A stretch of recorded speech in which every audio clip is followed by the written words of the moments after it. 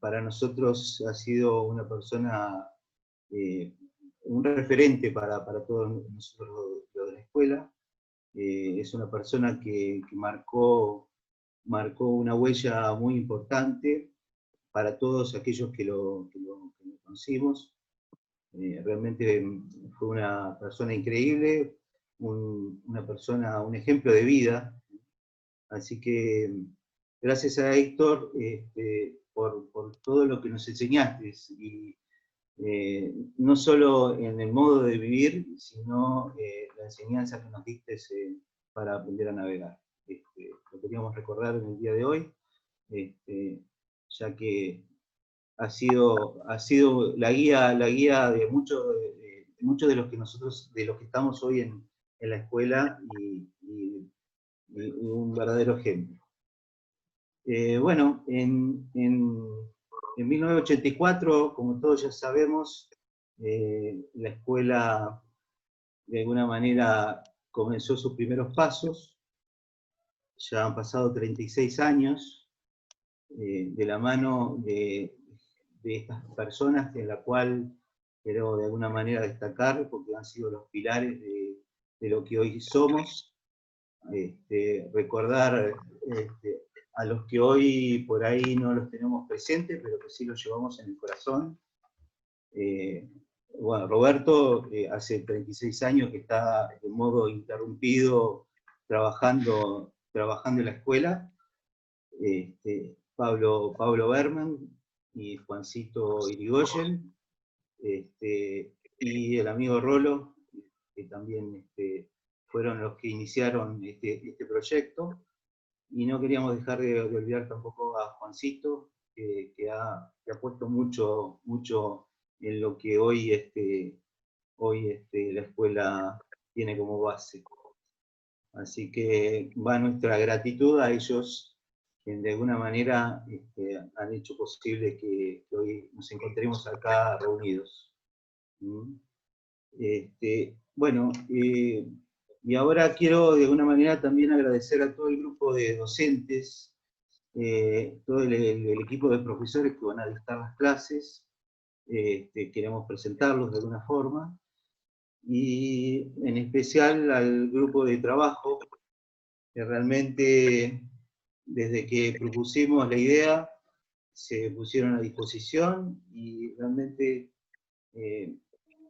tratar de llevar todo lo que teníamos en un formato a realizarlo a clases virtuales ha sido un trabajo muy complicado.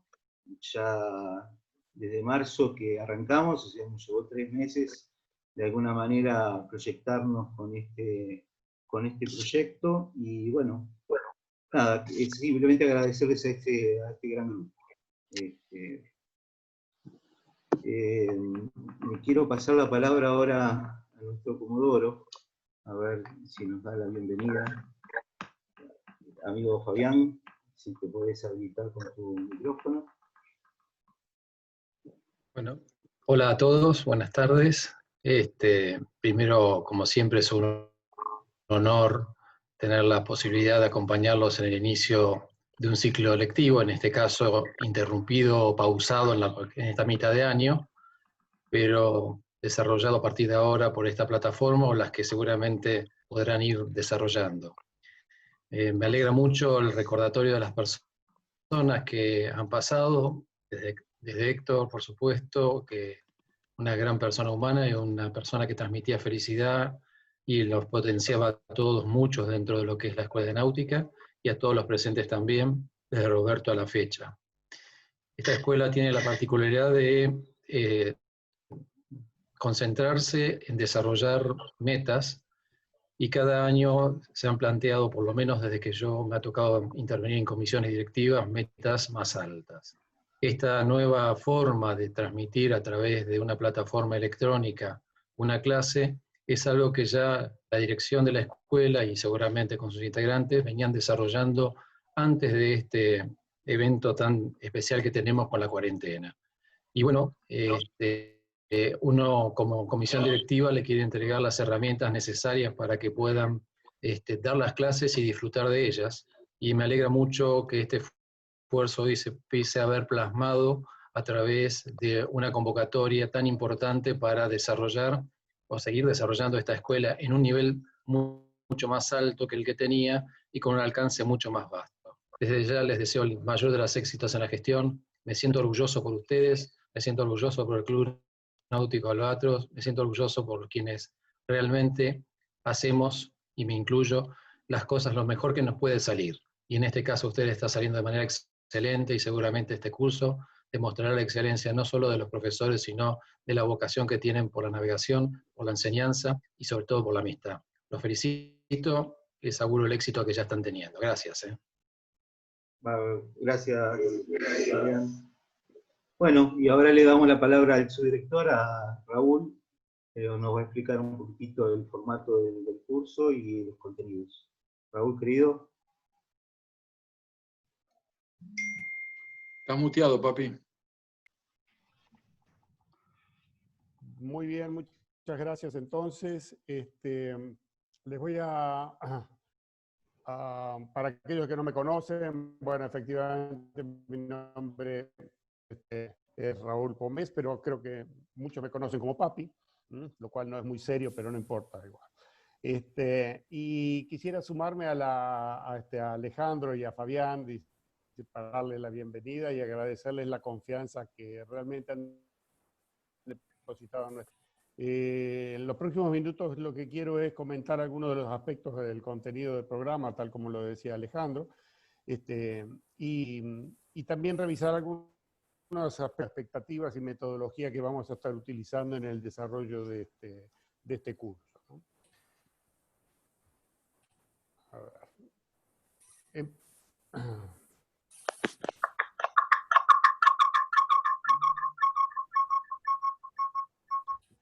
En primer lugar, el programa que, aunque es obvio, ¿verdad? Vale la pena confirmarlo, que hemos desarrollado en este formato, evidentemente cubre todas las expectativas que están requeridas por la Prefectura Naval para un curso de este tipo. Nosotros hemos condensado esto en un cronograma de 22 clases online, tipo videoconferencias, en esta plataforma que estamos utilizando. De modo que si no hay ningún imprevisto, lo vamos a estar terminando alrededor del sábado 5 de diciembre. Estas son reuniones semanales, de modo que ese sería el cronograma básico que vamos a estar manejando, ¿no? Lo que queremos es, lo hemos distribuido en una serie de materias que intentan seguir si bien contener todos los requisitos de la prefectura, intentan darle una secuencia natural al proceso de aprendizaje de este curso. Arrancamos por lo más básico, lo más básico, digamos, en cuanto a la estructura y a la estructura de las embarcaciones y a las maniobras, y terminamos completando con materias como navegación electrónica, etcétera, para culminar finalmente en la de crucero. Del total de 22 clases, acá están distribuidas, fíjense, las distintas cantidad que implica cada una de ellas, y las fechas en que inician cada uno de los bloques que corresponde a cada una de ellas. La expectativa entonces es irlas desarrollando en este cronograma, y la idea es efectivamente asignarlo, haberle asignado una cantidad necesaria de clases como para poder desarrollar los temas que están incluidos en el programa. Podemos observar ahí en particular que la navegación nos va a llevar un bloque de unas 7 clases que van a estar iniciándose alrededor del 5 de septiembre y que incluyen varios temas, entre ellos cartografía, posicionamiento, navegación por estima, mareas, etc. Y una cantidad de trabajos prácticos que están asociados con eso.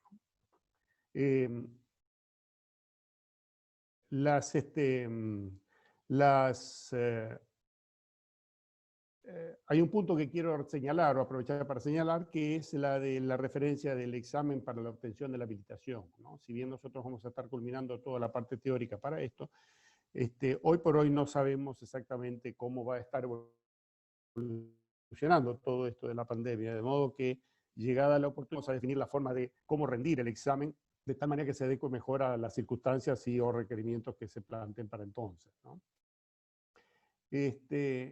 Si como referencia, asociado a cada uno de los temas, lo que vamos a estar viendo es los profesores que están desarrollando cada una de esas materias, ¿no?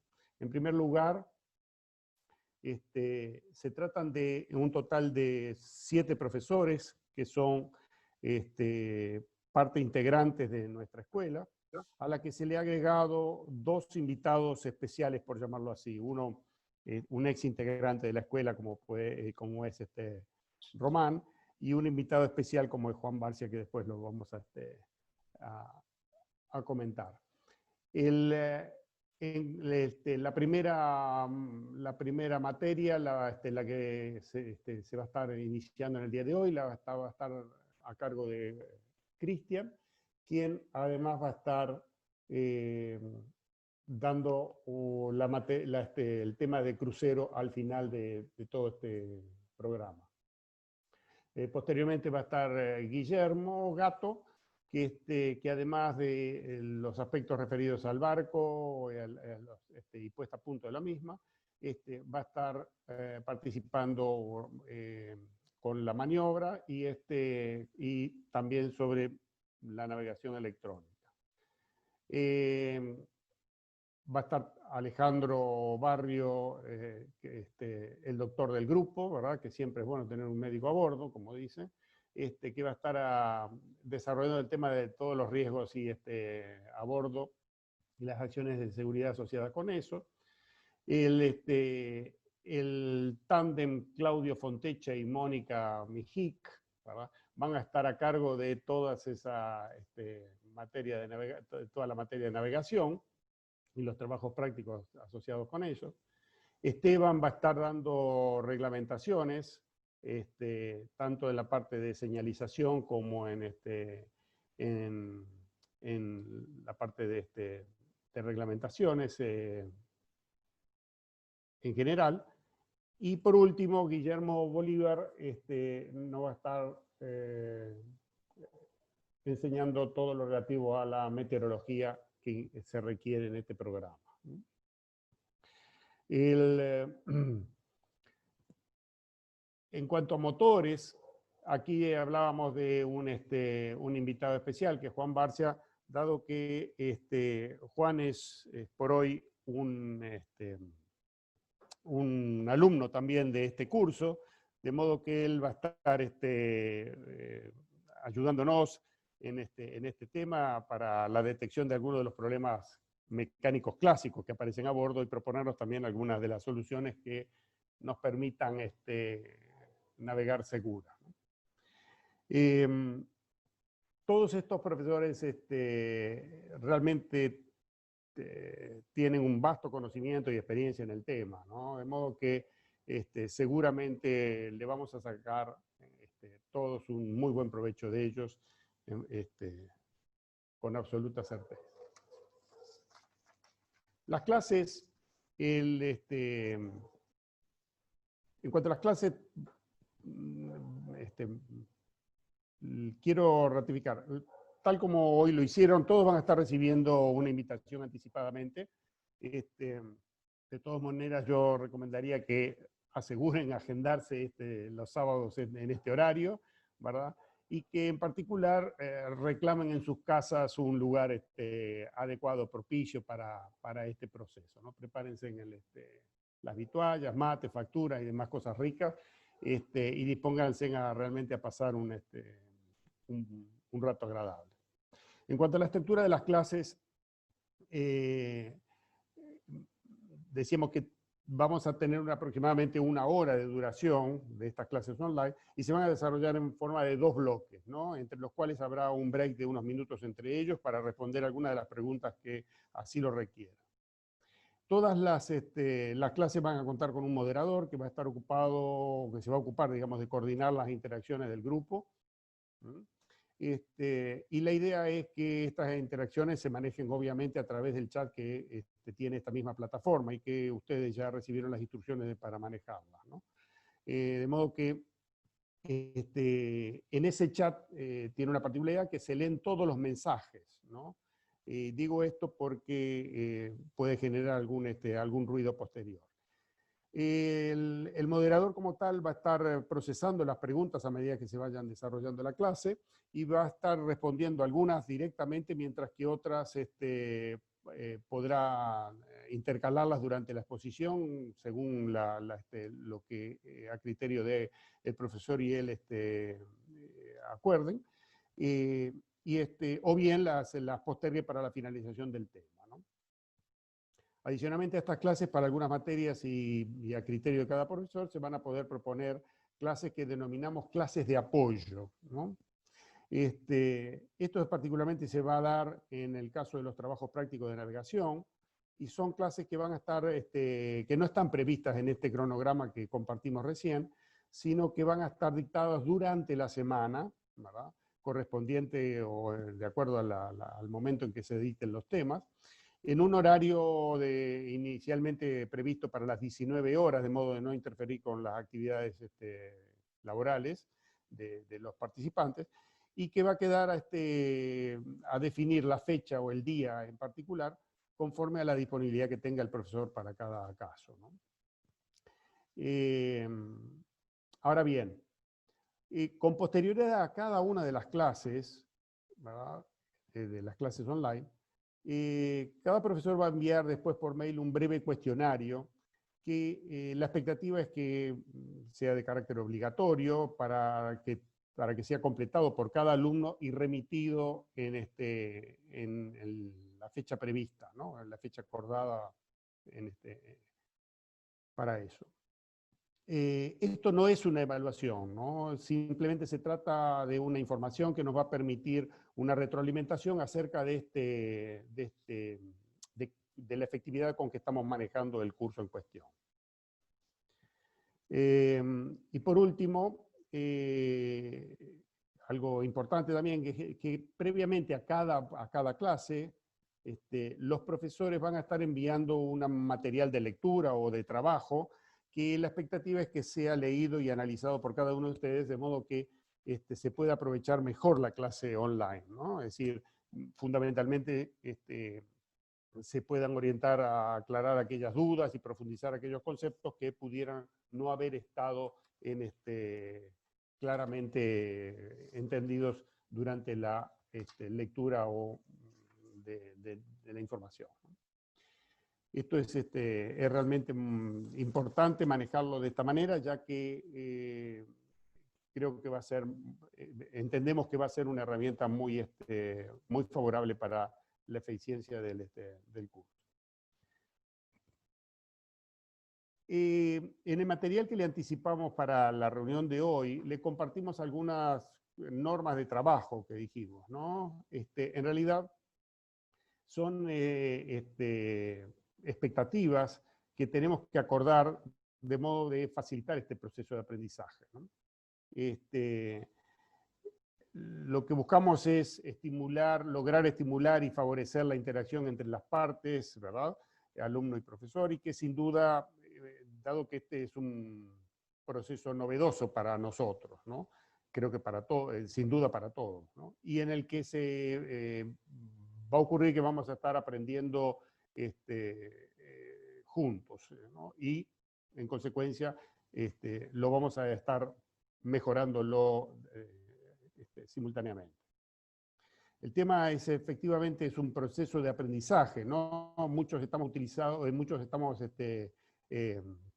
acostumbrados, ¿no?, es decir, a utilizar esta herramienta con actividades sociales, pero Acá estamos hablando de un proceso en donde buscamos transmitir conocimientos, realmente enseñar, y esto tiene una dinámica que requiere tener en cuenta ciertas particularidades de cada uno de los participantes, ¿no? Tanto de los alumnos como profesores. Pero dado que se trata efectivamente de una actividad grupal, dice, es importante que apliquemos las mismas normas de convivencia que en nuestra vida cotidiana, ¿no?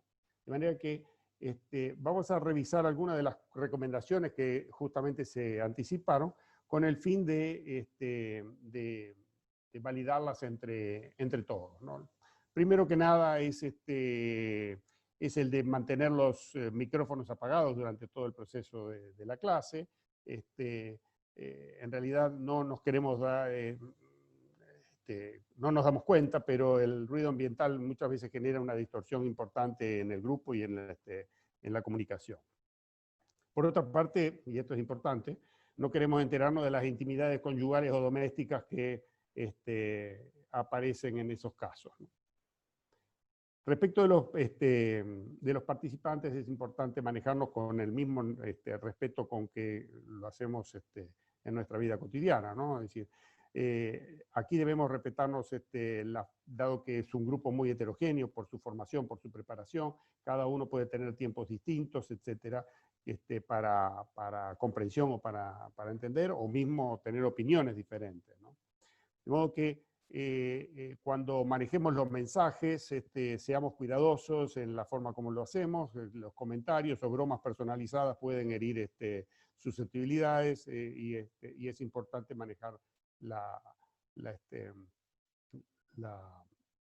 el buen clima en el grupo, ¿no? Es importante acá, y es parte de toda la expectativa, es el de alentar preguntas, ¿no? Es decir, como una forma realmente de reafirmar conocimiento. Si bien los contenidos pueden ser claros, siempre puede haber algún tema que requiera detenerse para aclararlo mejor, ¿no? Lo cual se transforma en una ayuda recíproca, tanto para el alumno que lo cuestiona, como para muchos otros que pueden estar teniendo o participando de la misma duda. En ese chat, digo, de los mensajes van a estar filtrados, pero vamos a estar buscando hacer más eficiente el tiempo. No es una forma de filtrar las preguntas, sino al contrario, ordenarlas, ¿no? Por eso es tan importante el uso del moderador como para manejar todo este flujo de dudas. En caso de hacer preguntas, ¿verdad? Las preguntas directas, en estas circunstancias tenemos que evitar ocupar el tiempo del expositor, ¿no? De modo que acá lo que pedimos es que sean breves, ir directo al punto y, por último, no polemizar al momento de hacerlo, ¿no? De modo que de esa manera vamos a estar haciendo mucho más eficiente el tiempo, que por cierto es escaso. Las clases van a comenzar puntualmente, justamente por respeto a todos los participantes, de modo que les pedimos, tal como se señalan las instrucciones, que se conecten unos minutos antes del horario acordado.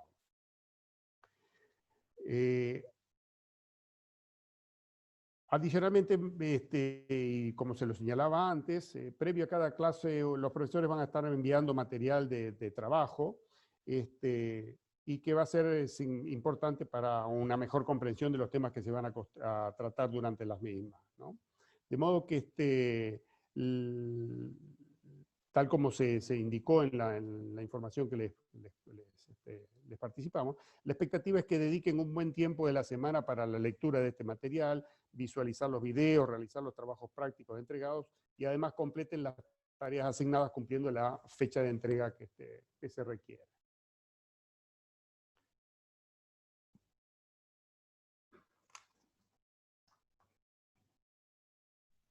Por último, quiero comentarles que tanto el material de preparatorio que se va a estar compartiendo antes de las clases, como las clases online que van a ser grabadas, o bien cualquier otro material adicional que pueda irse originando o incorporando como referencia bibliográfica, van a estar disponibles en un canal en el canal de YouTube de la escuela, y para eso le vamos a estar oportunamente informando cómo acceder al mismo, de modo que es importante esto porque muchas veces las clases como tal pueden ser una forma de recurso para terminar de comprender el contenido de las mismas, ¿no?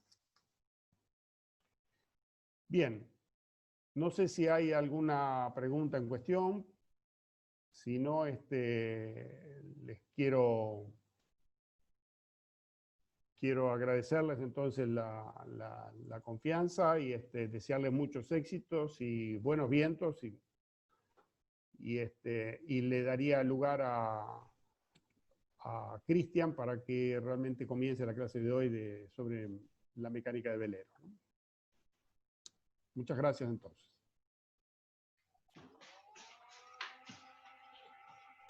Gracias, Raúl. Ya estábamos todos ansiosos. Ya queríamos empezar. Sí, casi, ¿no? Che, no sé, ¿estás compartiendo pantalla, Edu? No, papi. ¿Estás compartiendo pantalla, Edu? No, No compartas nada. Raúl está compartiendo. Ah, Raúl es. Deja de compartir, Raúl. Ya te dejo. A ver si puedo. Bueno, aquí estamos, empezando. ¿Cómo están? Qué lindo verlos a todos, ¿no? Después de esta cuarentena tan larga, estar todos juntos otra vez, o sea, viendo gente, ¿no? Para todos es una expectativa importante esto, me parece. Bueno, por lo menos para mí. Bueno, no sé si todos están... ¿Me escuchan bien? Sí, perfecto, buenísimo.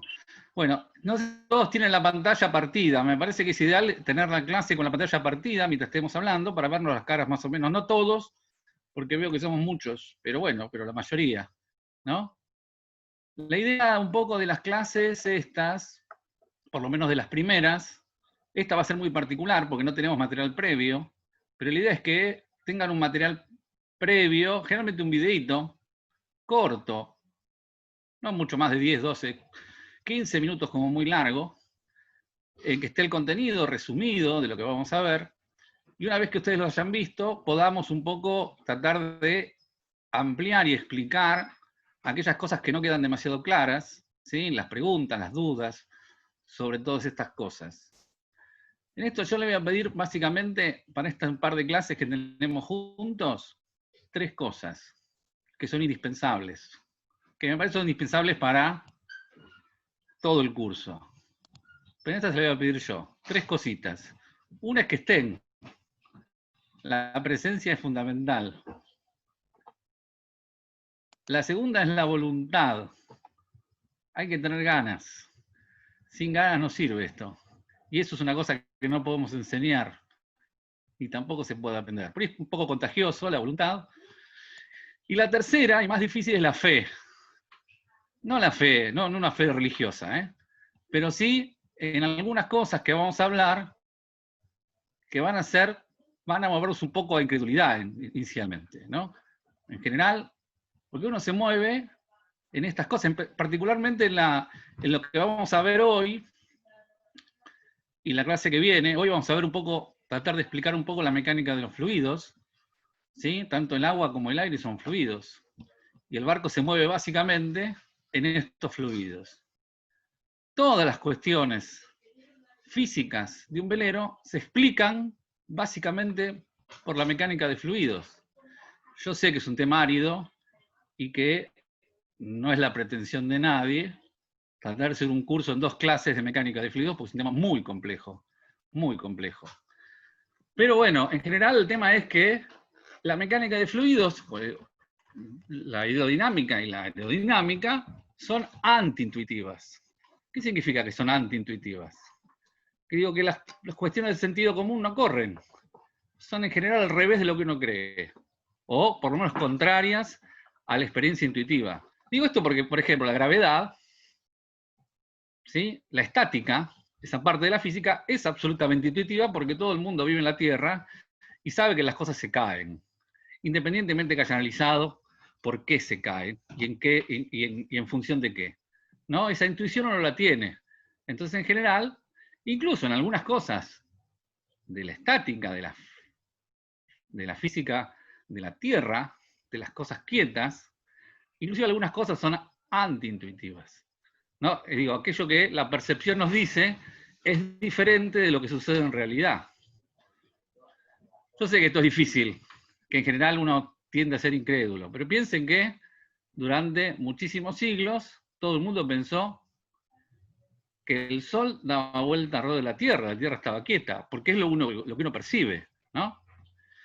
Y en ese sentido, digo, el sentido común, que es eso, digamos, por definición, eso que no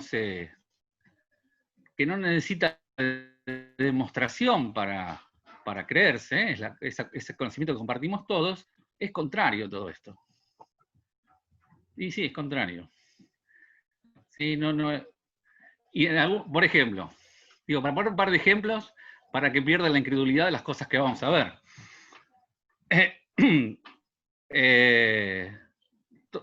Si uno le pregunta a la mayoría de la gente de eso las nubes, todos sabemos que no son de vapor de agua, porque ya estudiamos meteorología.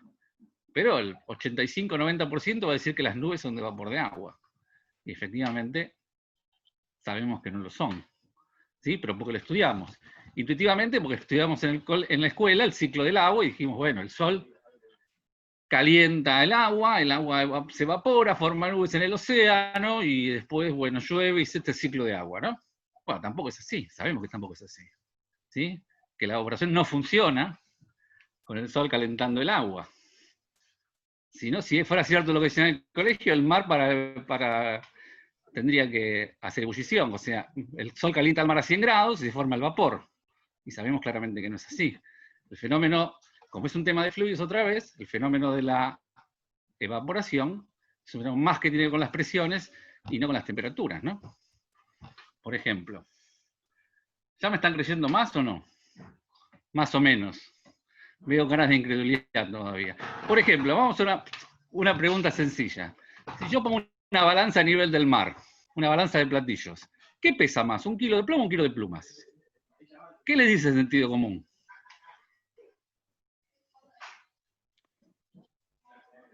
Pueden responder, ¿eh? Habiliten si quieren responderlo. Pueden responder. Es lo mismo. Es lo mismo. No. Si yo te demuestro que no, si yo te digo que estás absolutamente equivocado, ¿por qué? O sea, todos conocemos a Arquímedes. Principio de Arquímedes, sí, ¿no? Los barcos flotan una vida porque reciben un empuje de abajo hacia arriba igual al volumen del fluido desplazado. ¿Correcto? ¿Estamos de acuerdo? Bien. ¿Eso pasa con el aire? Los barcos flotan por la misma razón que vuelan los globos, ¿verdad o no? Sí. ¿Sí o no? Sí. ¿Un globo no pesa nada? Sí pesa. Pesa, obviamente. Si yo peso un globo en el vacío, pesa un montón. El tema es que el aire que desplaza un globo, igual que el agua que desplaza un barco, pesa más que el peso del globo. Entonces, con respecto al aire, flota.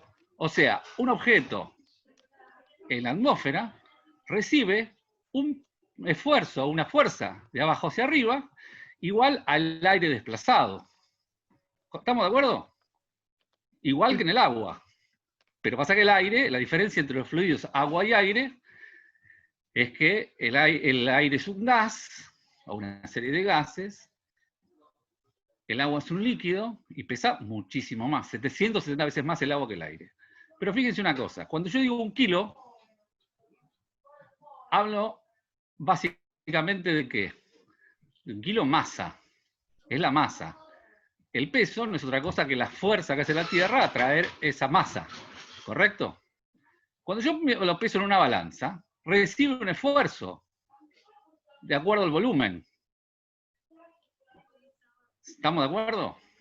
O sea que un 1 kilo de plumas, que tiene una densidad bajísima, es más o menos 700 litros un volumen de 700 litros. Y 1 kilo de plomo es 40, 50 centímetros cúbicos. O sea que el esfuerzo que recibe el kilo de pluma en una balanza es casi la de la mitad del peso. O sea que si yo peso en el vacío 1 kilo de plomo, 1 kilo de plumas, van a ser iguales, pero en una balanza a nivel del mar, para nada. El kilo de pluma va a ser, el kilo masa de pluma va a ser muchísimo menos, casi la mitad. ¿Se entendió? Sí, Cristian, ¿Se entiende? el ingeniero Samopek quiere decirte algo.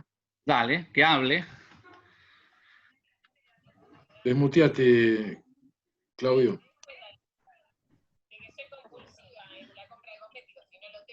Hola. No se escucha, ¿eh? No, porque tiene que levantar la mano. Claudio, ¿estás ahí?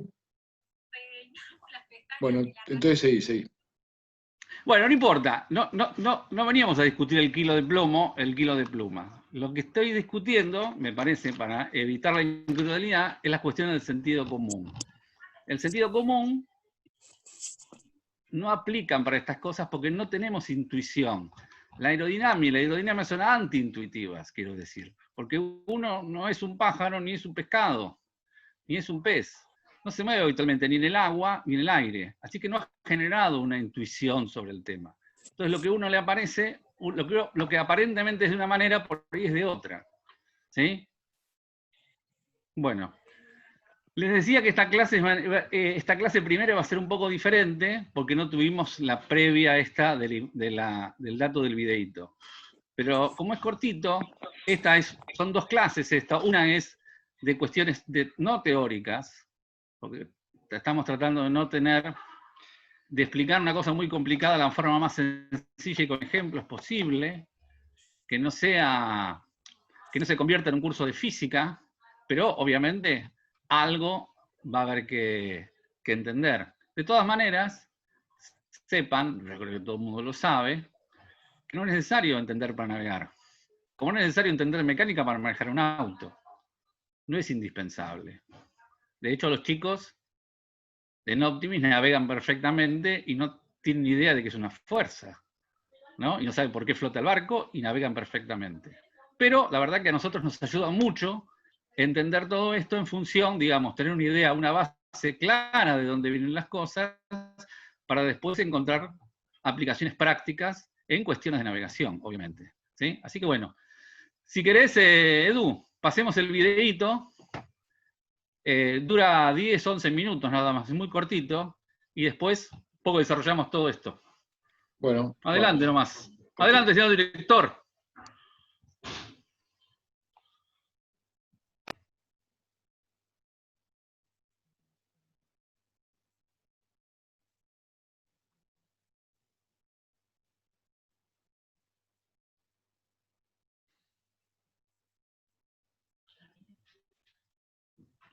No hay audio, Edu. ¿Cómo no? ¿No? Espera. La pucha. Empecemos de nuevo. Empecemos de nuevo. Y déjame ver. Todo puede fallar. Vino en la primera clase, puede fallar todo. Eso. Está bien. Es así. Relajémonos.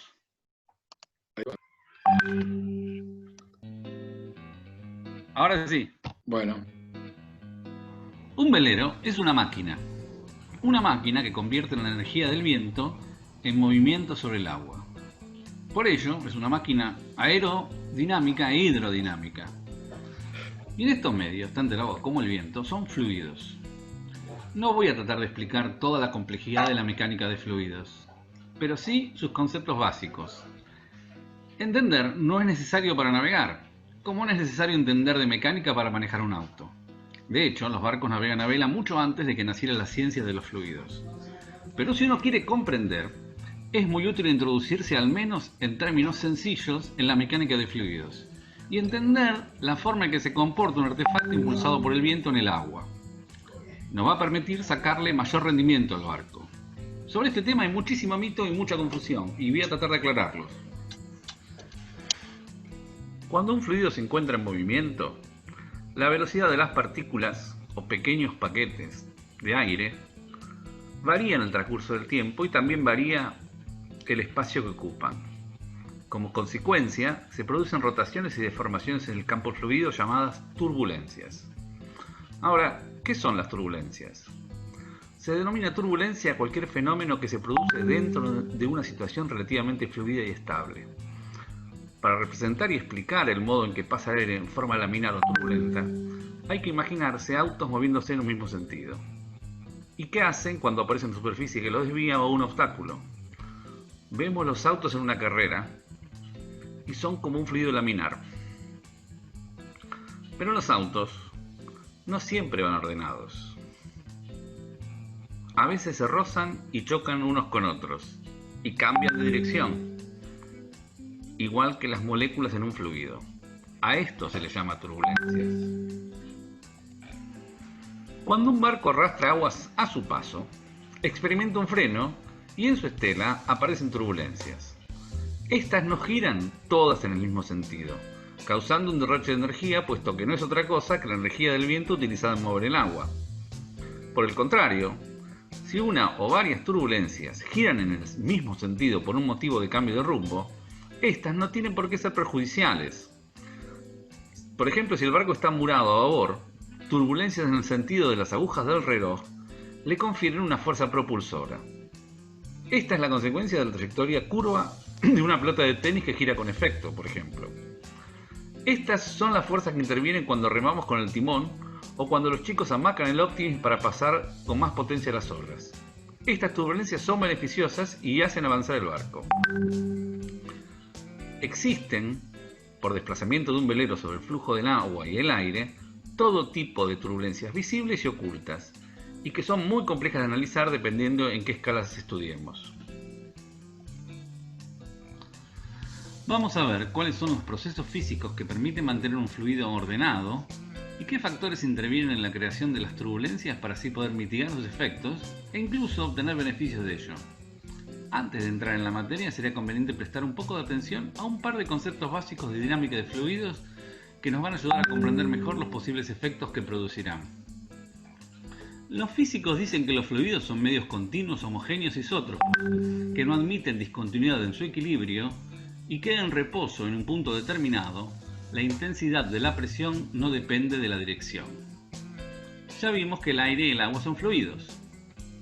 Las diferencias importantes entre ellos son debidas a sus propiedades físicas de densidad, peso específico y sobre todo de viscosidad, que no vamos a analizar ahora, pero como dato para cuantificar la naturaleza laminar o turbulenta de un fluido, se emplea el número de Reynolds, que no es otra cosa que un número adimensional que relaciona la densidad, viscosidad, velocidad y dimensión típica de un fluido. La explicación sencilla es que cuando las fuerzas de inercia superan a la de viscosidad, se producen turbulencias. En ocasiones sucede que las moléculas que componen un fluido se mueven unidas a lo largo de una trayectoria, todas en la misma dirección, siguiendo los contornos de las cosas de manera suave y ordenada. En este caso hablamos de fluido laminar, y se llama así porque en esas circunstancias el fluido forma capas o láminas, de manera que las capas pueden deslizarse suavemente unas sobre otras. El flujo turbulento, en cambio, es un infierno caótico que nadie entiende demasiado bien, donde las partículas pasan de unas zonas a otras en cualquier dirección, sin orden aparente, originando múltiples colisiones que hacen variar la velocidad de las moléculas, produciendo un importante intercambio de cantidad de movimiento entre ellas. Este desorden genera pérdidas de energía en todo el flujo.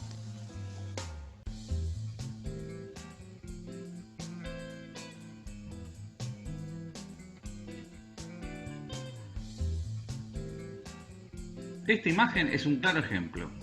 En ella se ve el humo despedido por un cigarrillo. En la base, el fluido es laminar y a medida que se separa de la fuente de calor, cada vez se hace más turbulento. Un ejemplo de turbulencia es la cavitación, que es una especie de ebullición sin aporte de calor que se produce por las enormes diferencias de presión en el extremo de un sólido, por ejemplo una hélice que gira muy rápido. Genera unas burbujas de vacío, cavidades, de ahí viene la palabra, que implosionan de golpe al encontrarse con las zonas de alta presión. Estas implosiones causan ondas de presión que viajan a velocidades próximas a las del sonido y muy violentas. Son raras en los veleros, pero muy comunes en los extremos de las hélices, por ejemplo. El diseño de cualquier cosa que se mueva busca reducir al máximo la resistencia al avance. La manera de conseguir esto es intentar mantener el mayor tiempo posible el flujo laminar pegado a la superficie e impedir que se desprenda. Para comprender cómo se consigue mantener un flujo pegado a un casco o a una vela, y por qué se desprende, será necesario explicar dos conceptos importantísimos: la capa límite y el efecto Coanda. Ahora, ¿qué es la capa límite? Tener claro este concepto es fundamental. Voy a tratar de explicarlo en forma sencilla con un ejemplo. Seguramente en alguna ocasión han estado encima de un puente observando un río, repleto de agua que fluye bajo sus pies. Miren con atención. Van a ver cómo el agua se desplaza río abajo con cierta velocidad, pero no toda a la misma velocidad. Cerca de la orilla es más lenta y más rápida en el centro, y más lenta también aguas abajo de las columnas del puente. Si trazásemos el perfil de velocidades de la corriente, obtenemos el siguiente esquema. En la zona central alcanza el máximo y mantiene cierta uniformidad, mientras que en la zona cerca al borde decrece hasta hacerse cero debido a que la orilla frena el movimiento del fluido. A esta zona de decrecimiento se la denomina capa límite. La mecánica de fluidos define a la capa límite como la zona donde el movimiento del fluido es perturbado por la presencia de un sólido con el que está en contacto. En esta región, la velocidad del fluido comienza a decrecer hasta detenerse completamente e incluso avanzar a valores negativos, o sea, retroceder. La causa es muy sencilla. Cuando las moléculas del fluido golpean la superficie de un objeto, son frenadas debido a la fricción. Estas a su vez frenan a las moléculas que se encuentran por encima de ellas, ralentizando así la corriente. Sucesivamente, las capas de las moléculas son frenadas por las inmediatamente inferiores, pero cada vez están más lejos de la superficie del objeto y la resistencia es cada vez menor, hasta un punto en que las moléculas dejan de encontrarse frenadas y asumen la velocidad de la corriente. Como sucede con los flujos, la capa límite también puede ser de varios tipos: laminar, turbulenta o una combinación de ambas. Vamos a verlas. En el siguiente video se emplean colores para observar el desprendimiento de la capa límite al aumentar el ángulo de ataque de un perfil alar. La rotura se inicia en el borde de fuga y va adelantando su presencia a medida que la inclinación es mayor.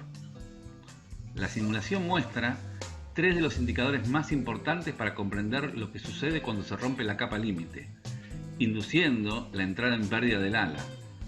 La capa se ha desprendido en su totalidad y ya no crea sustentación o carga aerodinámica.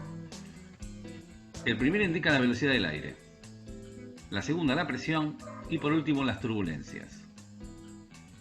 Al aumentar el ángulo de ataque se potencia la succión creada por el vacío y las turbulencias se disparan. Viscosidad y fricción son dos de los responsables de la existencia de la capa límite e influyen de manera importantísima en el grosor de la misma. Bajo las mismas condiciones, tamaño y velocidad de un cuerpo, cuando mayor sea la viscosidad de un fluido, mayor será el espesor de la capa límite. También existen otros factores que puedan afectar el espesor de la capa. Por ejemplo, la rugosidad. Si la superficie es lisa o rugosa, se comportará de manera diferente. De ahí que los cascos sean perfectamente continuos y relativamente lisos para que el espesor de la capa sea menor. La dirección de incidencia del fluido. En la parte delantera es menor que en la trasera. Una saliente adelante en la proa tendrá efectos menos perjudiciales que en la parte trasera de un objeto, donde incide directamente en fluido. Y la densidad. Esta propiedad de los fluidos permite amortiguar mejor las turbulencias. Hay que recordar que la densidad y viscosidad no son la misma cosa. En ciertas condiciones es preferible que la capa límite sea turbulenta, ya que se consigue mejores resultados al reducir bastante la resistencia aerodinámica al retrasar el desprendimiento, a pesar de que en principio parece que no debería ser así. Por esto es que las pelotas de golf tienen agujeros y las de tenis son peludas. Veamos ahora la propiedad más desconocida y probablemente la más útil para navegar a vela, el efecto Coanda. ¿Pero qué es el efecto Coanda? es la tendencia que posee un fluido en movimiento que al ponerse en contacto con un cuerpo tiende a quedarse pegado a su superficie y seguir su curvatura. Una demostración práctica que todos podemos hacer en nuestras casas es poner la parte exterior de una cuchara debajo de una corriente de agua, sin que tenga mucha presión. El agua tendrá que quedarse pegada a su superficie y seguirá su curvatura por efecto de la viscosidad en lugar de caer libremente. ¿Cómo se produce esto? El proceso es similar al que origina la capa límite. La viscosidad reduce la velocidad de las moléculas al colisionar contra el objeto, pero también produce otra consecuencia importante, que se peguen a él. Vamos a ver que el fluido, en este caso un líquido, es laminar y cae sobre la bola de telgopor. La primera capa toca la superficie curva y debido a la viscosidad se pega a ella, igual que se pegaría una gota de agua a la pared de un vaso o el aceite a la sartén. Las moléculas que forman parte de la siguiente capa se frotan con las ya pegadas. Esta fricción interna impide que se desplacen con facilidad, o desviarse un poco debido a la curvatura de la superficie. Las capas lo que yo te dije que se escuchaba. Bien. Más desviación. Bien. Luego la clave de este asunto está en el grado de viscosidad. Cuando mayor sea la tracción, Bueno, correcto. mayor desviación soportará. La historia se complica si los valores son bajos. El aire tiene poca viscosidad y por lo tanto tiene tendencia a despegarse de una superficie fácilmente. Y esto es un problema en las velas. Si realizamos la misma experiencia con un chorro de arena, que es un sólido y no un fluido, vemos como la pelotita se aleja en lugar de ser atraída.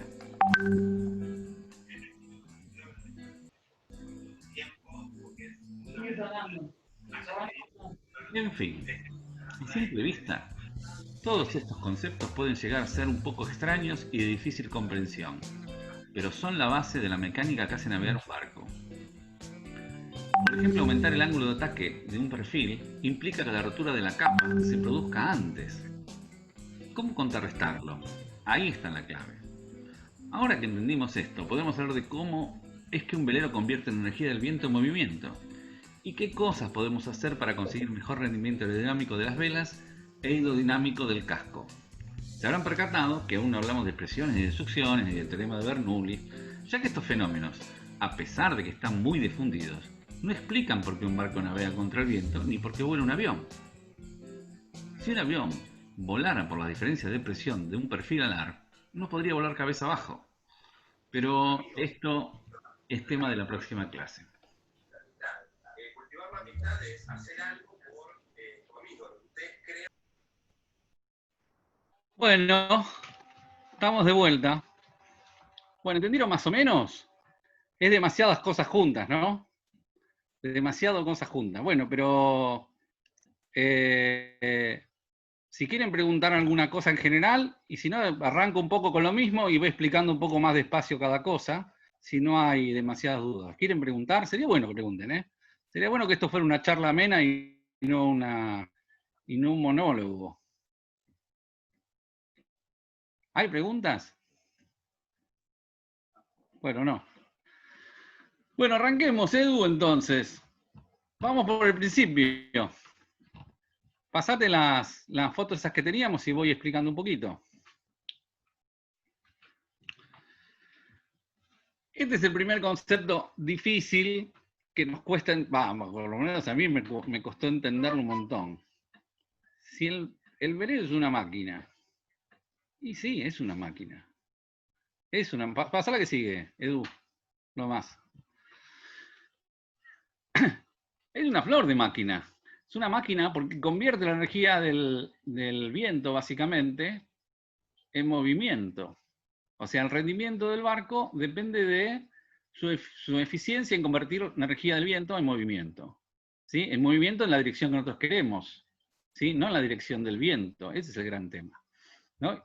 Y a pesar de lo que parece, tanto el agua, en términos de fluido digo, ¿no? El agua y el aire se comportan de manera de la misma manera, con una gran diferencia. El agua es muchísimo más viscosa, el agua es mucho más viscosa que el aire, y la otra es muchísimo más densa. Son dos conceptos que no vienen juntos, ¿eh? La viscosidad no tiene nada que ver con la densidad. Pero sí, efectivamente, el agua es mucho más pesado, o sea, tiene mucho más densidad que el aire. Prácticamente el aire, a los efectos de la cuestión de los temas que afecta al velero, el peso no incide, y el peso del agua incide muchísimo. Tanto así que los gases ocupan todos los líquidos, sí, pero forman en reposo siempre muestran una superficie plana, ¿cierto? Es la gran diferencia entre los gases y los líquidos. Pero efectivamente, digo, para entender cómo funciona el velero, tenemos que entender primero que es una máquina que convierte esto, la energía del viento, en movimiento en la dirección prácticamente que nosotros queremos casi siempre, salvo en alguna que no se puede, ¿no? Sigamos, a ver, pasemos a la que sigue, Edu. Bueno, este tema de que es un fluido lo entendieron, ¿no? Me parece que el ejemplo de pensar en moléculas ordenadas, en movimiento, con hojas de papel, una sobre otra sin mezclarse, ¿sí? Es un fluido laminar.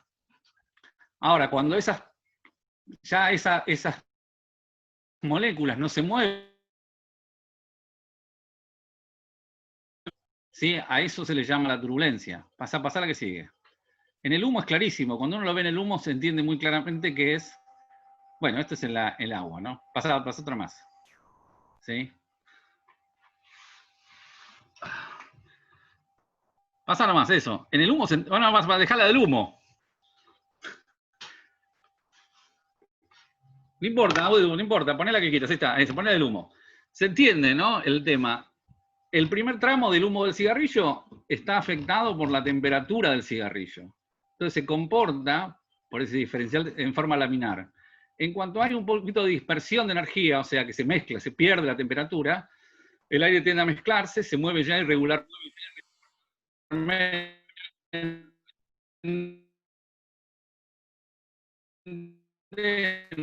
un proceso cualquiera, ¿eh? Lo mismo el agua que el aire o un gas. Pasemos a la que sigue.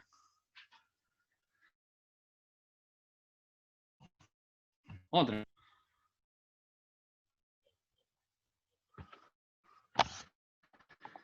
Bueno, acá yo...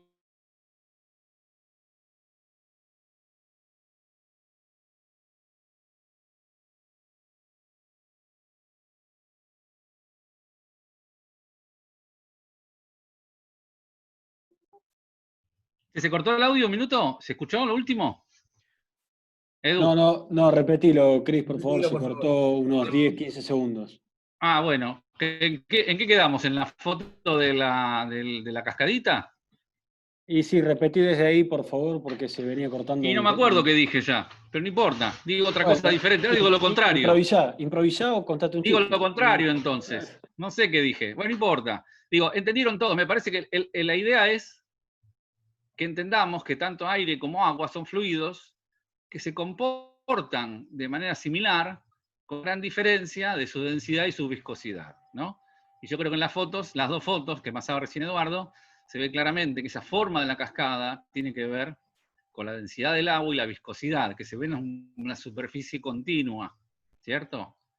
En el humo, la difusión es, bueno, en el humo, digo, en un gas, la difusión y el nivel de viscosidad es muy diferente, por eso rápidamente se forman turbulencias.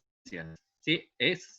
Esta cuestión es como desde el punto de vista de la mecánica es la misma, pero la condición diferente del agua y el aire es su densidad o su peso, digamos. Su peso. Sí, pensemos que el agua pesa 770 veces más que el aire. No es que el aire no pese. A efectos de las condiciones para un velero, el aire podemos considerar que no pesa. El aire pesa poquito más de 1 kilo por metro cúbico, o sea, por 1000 litros. ¿Sí? Un poquito más de 1 kilo 200, una cosa así, depende a la altura que estemos, ¿no? Pasar a la que sigue. Sobre la naturaleza fluida del aire y del agua, ¿hay alguna duda? Porque entramos en la parte complicada que son las turbulencias. ¿Alguien preguntará algo? Están todos muy muteados. Che, esto de estar muteado es como estar hablando solo, ¿viste? Bueno, no importa. ¿Cómo influye la temperatura en el flujo laminar? Dice. Y sí, influye un montón. Influye, es complicado, porque obviamente la densidad del aire cambia a la altura. La densidad del aire, la gran diferencia, otra gran diferencia que también que todos Ya está, ya me la saco. conocen entre el aire, entre los gases y los líquidos, es que los gases son difícilmente compresibles, los líquidos son difícilmente compresibles, y los gases son muy compresibles. O sea que las presiones en altura cambian brutalmente. O sea que la densidad del aire también cambia. ¿Sí? No es lo mismo el esfuerzo del aire a nivel del mar que a una altura considerable. De hecho, cuando hablamos de la ebullición pasa eso. Uno piensa que la ebullición es un fenómeno de la temperatura, cuando en realidad es un tema de presiones, ¿no? O sea, la realidad es que cuando el vapor de agua iguala la presión de la atmósfera, del gas que la contiene, el agua forma un gas, cambia de estado. Por eso es que a temperatura, a nivel del mar, digo, el agua hierve a 100 grados. Pero todo el mundo que haya subido a montaña sabe que subiendo pocos metros, ¿no? 3.000, 4.000 metros, ya cambian brutalmente y el agua hierve a 90 grados. O a 90 grados hiervían los ángulos rectos, no me acuerdo. Sí, ¿no? Bueno, pero a tal punto es que si yo bajo más la presión, el agua hierve incluso cada vez a más baja temperatura. Llega un punto que en el vacío, por ejemplo, sin presión de aire, el hielo se convierte directamente en vapor de agua sin pasar por estado líquido. Se llama sublimaciones. Eso es lo que pasa en los cometas. Los cometas no forman agua, tienen hielo y terminan formando vapor de agua. ¿Sí? ¿Por qué? Porque no hay presión. Entonces, el agua pasa directo de estado sólido a estado gaseoso. ¿Sí? ¿Se entiende esto, no? Lo mismo pasa con la condensación. La condensación es más un fenómeno de igualación de presiones. Temperatura, no piensa que la única condición de la condensación es la temperatura, ¿no? Es la presión. ¿Sí? Es un tema de presiones de vapor de agua.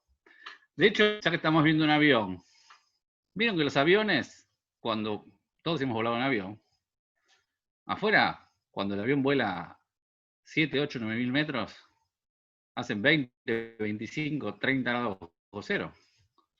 Y adentro, 20, 22 grados. Y la ventanilla del avión no condensa. ¿Por qué no condensa? ¿Por qué no condensa si adentro tengo 20, 22 grados? Tiene doble vidrio, tiene un doble acrílico. Sí, pero eso no alcanza, ¿eh? El vidrio está frío. Pero si la miran con atención, la próxima vez que viajen en avión van a ver que tiene unos agujeritos. Tiene unos agujeritos abajo la ventanilla. Y lo que hace esos agujeritos es igualar las presiones de vapor para evitar la condensación. Es el mismo truco que tenía la vieja heladera del fiambrero en el almacén, para evitar la condensación. Pues se acuerdan que la heladera del fiambrero, o ahora las nuevas, las heladeras de exhibición en los supermercados, no condensan. Tienen agujeritos que igualan la presión de vapor y evitan la condensación. O sea que el fenómeno de los gases es un tema más de presión que de temperatura, aunque cualquiera va a decir ahora, me va a decir, presión y temperatura en los gases es la misma cosa. Sí, efectivamente, presión y temperatura es la misma cosa, de hecho la heladera funciona así. La heladera no tiene un compresor que aprieta el gas, ¿sí? Y lo expande en el congelador, o en el freezer. La expansión hace que, para pasar de estado, chupe el calor de adentro de la heladera. En realidad no produce frío, sino que absorbe el calor, ¿no? Y eso pasa con el compresor. Pasa la que sigue. Eso es una turbulencia, claramente, ¿no? Chris, es la turbulencia que es el avión pasando por el aire. Pues te digo una pregunta que nos dijeron acá por el chat. Sí, dale. ¿Cuál es la definición de viscosidad? Uy, qué difícil. Viscosidad. Yo no te puedo decir la definición física, porque la desconozco completamente. Es claramente, desde el punto de vista de la presión que nos interesa, es la capacidad del fluido de quedarse pegado. ¿sí? Esa es la viscosidad, ¿no? Es el nivel de adherencia que tiene. La viscosidad, se ve claramente, el aceite es más viscoso que el agua, ¿sí? Y el dulce de leche es más viscoso. Viscosidad y densidad no tienen que ver, ¿eh? No son dos funciones, dos cosas que van directas. Por ejemplo, piensen, para poner un ejemplo práctico, piensen en un pote de casancrem y un pote de dulce de leche. Pesan más o menos lo mismo. Mientras el dulce de leche es recontra viscoso, el casancrem no. Traten de revolver el casancrem, es fácil. Revolver el dulce de leche es más difícil, te queda pegado a la cuchara. Es porque es viscoso. Como concepto digo, piensen en la viscosidad como una cosa que se pega para definirlo, ¿no? Bien, pasemos a la que sigue, Edu. Acá te agregan que como para apoyar la definición, creo que es como resistencia al movimiento. Exacto, esa es más técnica. Pero la idea es convertir, mi idea de esta mínima charla, para entrar en las cuestiones prácticas la próxima, es tratar de entender el concepto sin tener que estudiar ni fórmulas ni definiciones. O sea, creo que entiendan la concepción de que efectivamente el agua y el aire son fluidos, que el barco en movimiento interactúan con esos fluidos, ¿sí? Esos flujos, que son diferentes, ¿sí? Pero que finalmente terminan siendo equivalentes. ¿Cómo? Sí, efectivamente. La fuerza que hace el enorme aparejo de un barco recibe una fuerza que evita que se desplace de costado cuando voy enseguida, igual y contraria que hace el quillote. ¿Y cómo puede ser si el aparejo es enorme y el quillote es tan chiquito? El quillote y toda la cadena, digo, timón, todo el conjunto, ¿no? ¿Y cómo puede ser? Bueno, por una razón sencilla. La fuerza tiene que ver con esa densidad, con el agua que estoy desplazando o el aire que estoy desplazando. Son equivalentes. Un quillote muy chiquito recibe una presión enorme, pero recibe la misma presión, o prácticamente la misma presión que reciben las velas. Por eso los quillotes son tan fuertes. No por el peso. Uno cree que el quillote es fuerte por el peso. No, para nada. El esfuerzo que recibe un quillote es gigantesco, en una superficie mucho más chica que la de las velas, ¿sí? La diferencia entre un esfuerzo y el otro, finalmente, de costado, es el abatimiento, que siempre, como saben, como todos los que navegamos en barcos buenos, es muy pequeño. O sea, como el abatimiento es muy pequeño, significa que ambas fuerzas, la de la vela y la del quillote, son equivalentes casi. Mierda, cuánta fuerza que recibe el quillote. Pero la idea es que entiendan estas cosas, y no que llenarlo de fórmulas, porque nadie va a enseñar barcos ahora, ¿no? Bueno, sigamos. Esto es lo que hablábamos recién, lo mismo de los fluidos, ¿no? Y de la condición laminar y la condición turbulenta. Pasá la que sigue, Edu.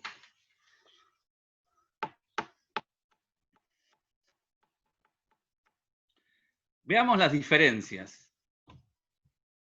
Yo no quiero ponerme muy técnico en esto porque es bastante complicado, ¿sí? Pero la turbulencia es un concepto que tiene mucho que ver con la escala. ¿Qué significa con la escala? Y depende con qué lupa lo miremos, con qué nivel de zoom, todo fluido o es laminar o es turbulento. Todo. Podría ser de uno y de otra manera.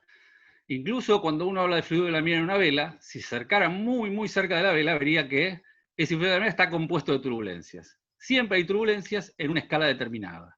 Si lo miro en la atmósfera, finalmente, un anticiclón, un centro de baja, un centro de alta, es una turbulencia. De una escala mayúscula, pero es una turbulencia. O sea, depende cómo lo mire, esto es laminar o turbulento. Nos importa a nosotros una escala determinada, que es la que tiene que ver con la que redunda en beneficios para navegar con el barco. ¿Está? Pasá la que sigue, Edu. Turbulencia, ¿no? Es difícil de explicar por qué el humo está de esta forma, ¿no? ¿Esto es un videíto? Sí. ¿Puedo hacerlo correr?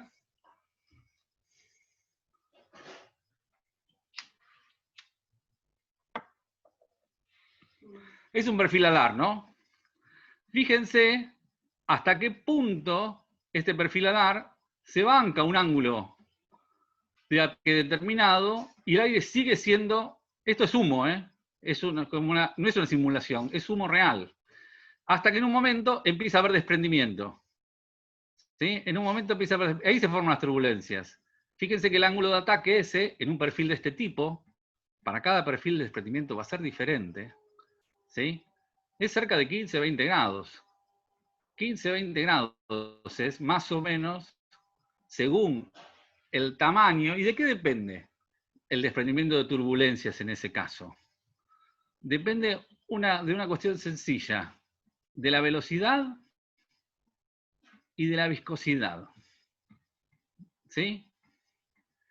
El tema es que el agua es muchísimo más viscosa que el aire. El aire es de una viscosidad bajísima. Bajísima. El agua es muy viscosa. ¿Sí? Entonces, ¿qué significa esto? Que enseguida el aire tiende a desprenderse de las velas. ¿Sí? En los cascos se desprenden con menor, con mayor ángulo. Inclusive, aunque parezca mentira, los perfiles más finos, o sea, más gruesos, más finitos, con menos curvatura,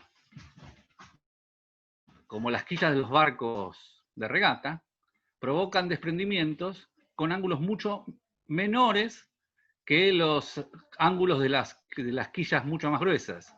Si una quilla gruesa de un barco de crucero se banca por ahí 30 grados sin producir ningún desprendimiento ni turbulencia.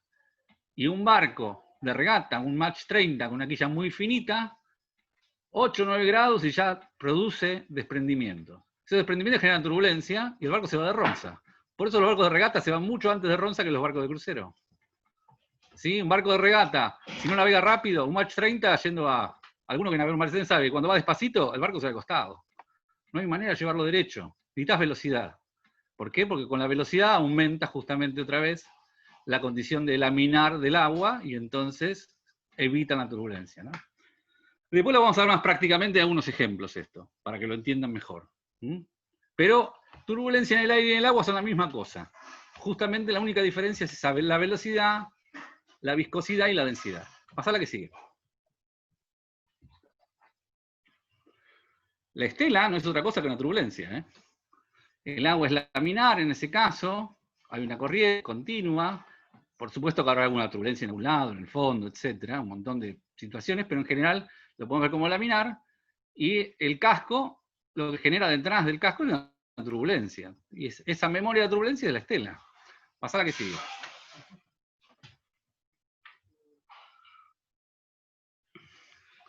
Este es el gran punto de discusión ahora. Turbulencias beneficiosas. ¿Hay turbulencias beneficiosas? Sí, claro, las que me empujan las que me frenan son perjudiciales. Las que me empujan hacia adelante son beneficiosas. Uno piensa, en general, que cuando rema con el timón o amaca el barco, está remando con el quillote. Bueno, la verdad que no está remando. No hay desplazamiento de agua, hay generación de turbulencias, y las turbulencias, en alguna medida, son beneficiosas cuando uno lo amaca en el sentido justo. O sea, cuando el agua gira y rota en el sentido del movimiento. Eso lo saben bien los chicos, como veía el video, los chicos de Optimis, que cuando pasan la ola, amacan el barco fuerte, genera una turbulencia de golpe, y esa turbulencia, que no es otra cosa que el desprendimiento ese, que produce la orza, los empuja para adelante. ¿Sí?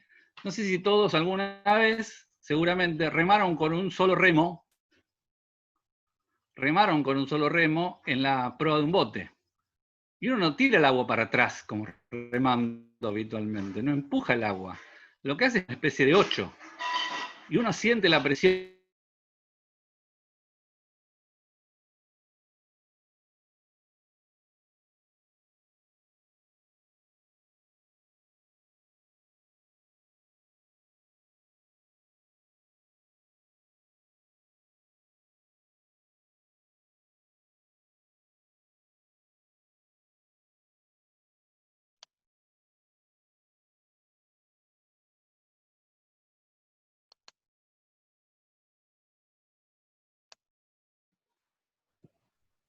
Bueno, Cristian está con algunos problemas de internet, vamos a esperar un cachito a ver si retoma.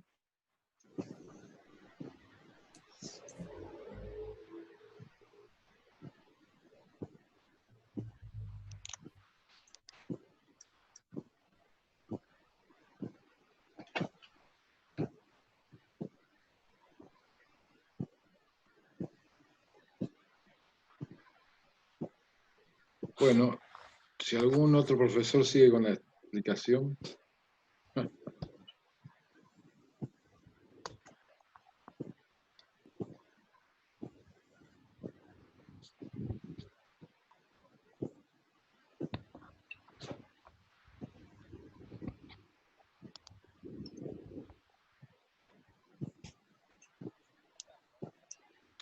Bueno, ahí me dice Cristian que se está volviendo a conectar. Esperamos un cachito.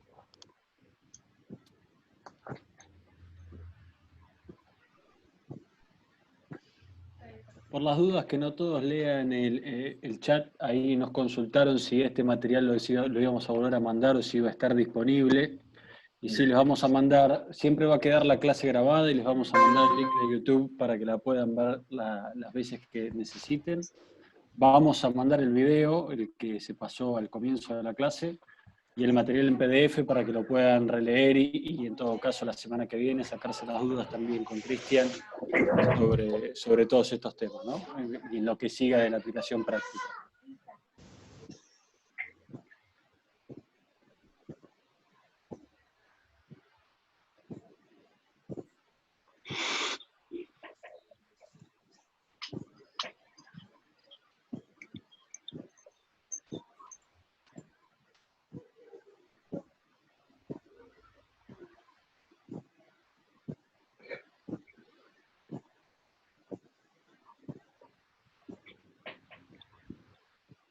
Estoy de vuelta, perdón, cosas del internet.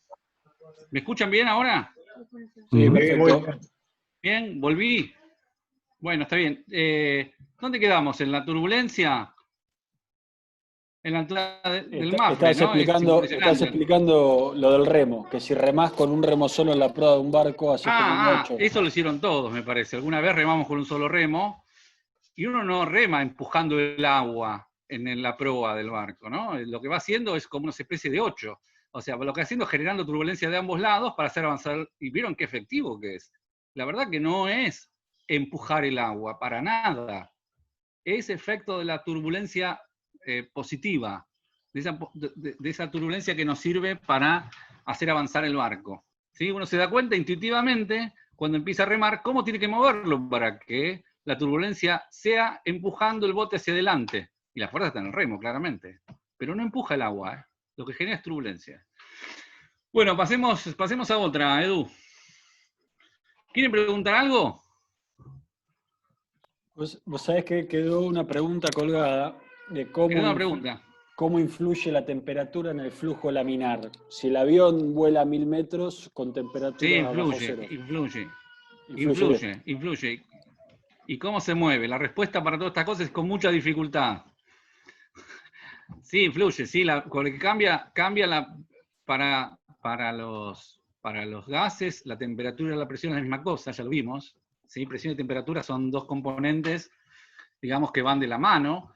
Para el agua también, el agua cambia la viscosidad, cambian un montón de cosas con la temperatura.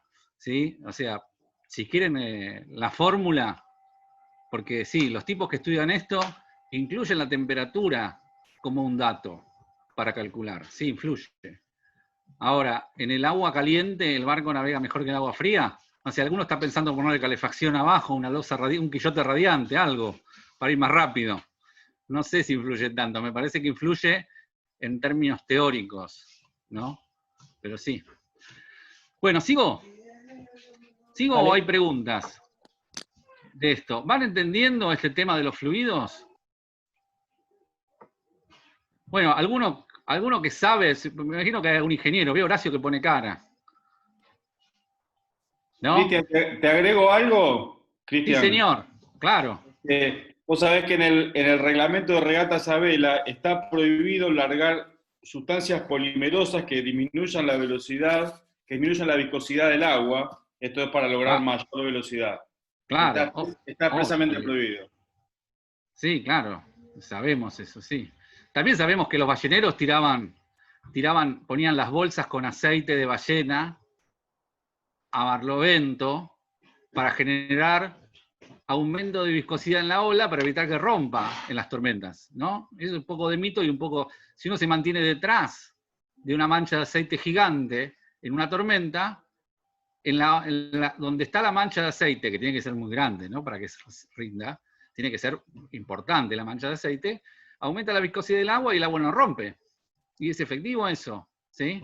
El tema es que no sirve tirar 1 litro de aceite de cocina en una tormenta, que es lo que uno lleva a bordo. Tiene que tener unos cuantos cientos de barriles de aceite de ballena, ¿no? Que generalmente uno no lleva a bordo, a no ser que alguno sea, y no es muy ecológico tampoco, digamos, si hoy estaría prohibido, ¿no? Tirar aceite al agua está prohibidísimo, ¿no?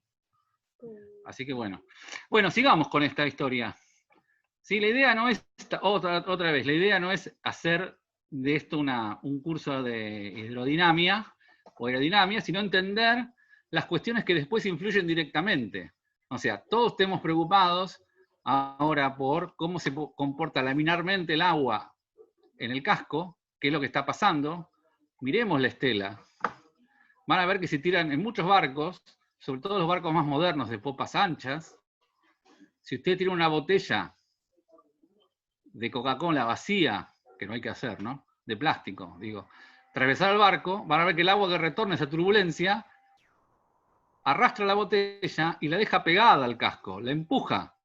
O sea que el agua retrocede ahí. El agua está pasando por abajo del barco, subiendo, haciendo una turbulencia, de tal manera que pega la botella y uno va 7 nudos y la botella va 7 nudos con uno girando y va rotando además.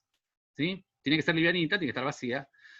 Esto pasa, ¿no? Y esto, acuérdense que como dijimos que el velero es una máquina que transforma básicamente la energía del viento en velocidad, en movimiento, toda la energía que se convierte en mover agua es perjudicial. Cuando menos agua, cuando menos energía gaste en agua, más, en mover el agua, digo, más energía voy a aprovechar para moverme. O sea, el barco es más rápido. ¿Sí? Y la diferencia entre un auto y un barco es que yo siempre, digamos, navegar bien y navegar rápido es la misma cosa. ¿Sí? Porque yo estoy convirtiendo básicamente energía de viento. ¿Sí? O sea, siempre lo más rápido posible es lo más eficaz posible, ¿no? Es más eficiente el barco cuando va rápido, incluso de crucero estamos hablando, ¿no? ¿Por qué? Porque nunca la velocidad del barco, en general, no es peligrosa para el barco. Yo no voy en el auto a la máxima velocidad posible porque me mato en el semáforo. Pero en el barco, que no hay semáforos en general, y que la máxima velocidad posible es sacarle medio nudo más. La máxima velocidad es convertir toda esa energía del viento en velocidad sin tratando de no generar nada de energía desperdiciada de mover el agua, que es pesada. ¿Sí? Y con el aire pasa algo parecido, pero el desperdicio es otra cosa. Nuestro problema con el aire es el desprendimiento. Seguí una más, Edu. ¿Se está haciendo muy pesado? Si no, tengo unos chistes, y tenemos unas películas de las vacaciones, si no. Bueno, esto es lo que decíamos de los chicos de Optimi, ya lo vimos esto. Pasala, pues ya lo vieron. Entendieron, todos los vieron los chicos amacándose con la ola, pecheando la ola, y eso es que la orza genera una turbulencia positiva que los hace avanzar, justo en el momento. Es un tema de timing, ¿no? Los chicos obviamente no tienen la menor idea de que esto, saben el efecto, nunca la causa. Bueno, pasemos a ver qué seguí. Dice que es la capa límite. Este es el gran truco. ¿Sí? Nuestro problema para los fluidos es tratar de entender esta capa límite. La capa límite a veces es fluida y a veces es turbulenta. Pero digo, la capa límite es ese lugar en un fluido donde está influenciada por la presencia de un sólido. Donde la velocidad del flujo está influenciada por la presencia de sólido. En la película del río se ve claramente. Esto lo vimos todos, ¿no? En la margen del río el agua va mucho más lenta que en el medio. Hay un flujo continuo de río. Ahí está, agrándamelo. El otro dibujito era mejor, pero bueno. La capa límite es ese pedacito donde la velocidad del fluido está influenciada por la presencia de un sólido. ¿Sí? Tanto en el aire como en el agua. ¿Sí? Es en el quillote, es el espesor de agua que es influenciado por la presencia del quillote. En las velas es el aire que está modificado, esa capa límite es la parte que se modifica la velocidad porque es desviado por la vela. Pasa una más, Edu.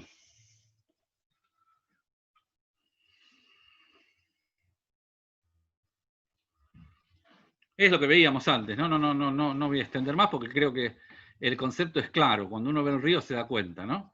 Lo que pasa es una cosa bastante extraña, ¿sí? Que la capa límite puede ser fluida o puede ser turbulenta, o sea, siendo arrastrada, pero además no moviéndose en láminas, no moviéndose en capas, ¿sí? Pero sigue siendo capa límite. El tema es hasta qué punto ese perfil que tengo yo, tanto de la vela como el quillote, termina produciendo desprendimientos de la capa límite, ¿sí? Ya acuérdense que ya vimos que el concepto de turbulencia es un concepto de escala. Si yo me acercara mucho, mucho, mucho pegado a la vela, incluso el aire laminar es turbulento. A mí no me importa ese efecto, porque estamos viéndolo en términos de una escala un poquito mayor.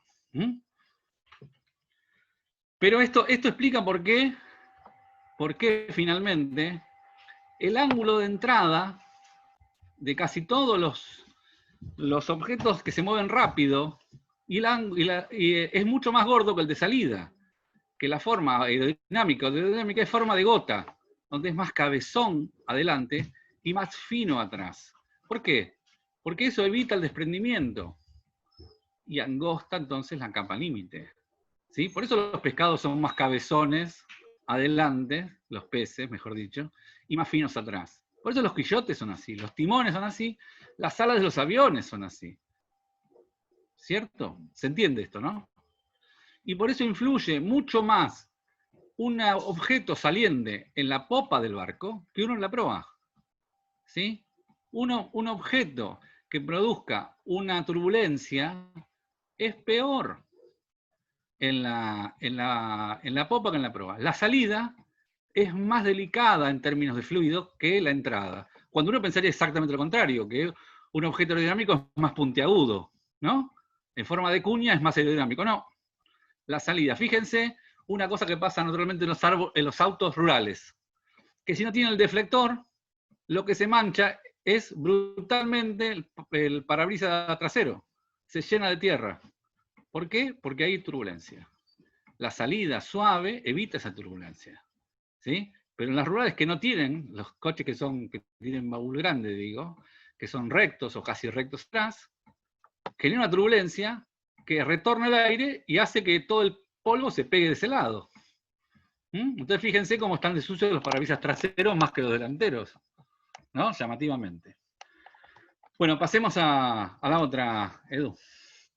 El truco de cualquier objeto aerodinámico o hidrodinámico es tratar de que el fluido sea lo más laminar posible. Lo más laminar posible porque eso básicamente frena el barco. Y esto es la cavitación, que los motoristas todos habrán sufrido alguna vez la cavitación de las hélices, ¿o no? Es un fenómeno extrañísimo, muy difícil de entender, de explicar fácil, pero es un fenómeno de ebullición. Es lo que le decía antes. El agua pasa a estado gaseoso cuando iguala las presiones, ¿sí? Con el medio en que se encuentra. O sea, en el caso del aire, el agua iguala la presión, el vapor de agua, con la atmósfera a 100 grados, y ebulle. Pero cuando el aire es menos denso, hace ebullición, por ejemplo, una montaña, a 90 o menos grados según la altura que esté. Ahora, la presión disminuye tanto cuando una hélice gira muy rápido que el agua ebulle. O sea que hierve, pero no de temperatura, sino de presión. Y se forma una burbuja de vapor. Esa burbuja de vapor, en cuanto se separa de la hélice o del punto que produce la ebullición, se encuentra con áreas de presión normal otra vez del líquido. Y entonces implosiona. Y esa implosión genera una onda de presión que es violentísima y golpea esa vibración que a veces rompe o produce, básicamente, lo que pasa en los cascos metálicos o en las hélices, es que lo que hace es destruir la capa de protección que tienen los metales, que es esa oxidación, y produce una oxidación, una corrosión importantísima, y a veces rompe. En las bombas es muy común. Yo qué sé, seguramente Horacio sabe más que yo de la cavitación, pero en las bombas es bastante común, en las salas de las bombas, ¿cierto? Gira muy rápidamente. Y en los impulsores está lleno de huequitos que se llaman blasting, porque ahí se clavan las esferitas de agua y el giro a 3000 vueltas y te va haciendo pequeñas blasting sobre los impulsores. Y son esas ondas de presión por la implosión de la burbuja de vapor que implosiona en contacto con la presión normal del líquido, o la presión que exista. En este caso, es la presión en un barco es la presión normal. Pasa en los hidrofoils también, ¿eh? Pasa en las puntas de los timones muchas veces, ¿eh? En los barcos de orza, en las orzas, en las puntas. Hay un montón de técnicas para evitar la cavitación, o si no existe, la supercavitación, ¿no? Que es más valiosa que la cavitación. Pero es un tema muy complicado este. Le digo que hay una cosa rara con los gases y los fluidos, que es, por ejemplo, con temas de presión, que es la ebullición sin temperatura, como la cavitación. Pasá a la que sigue.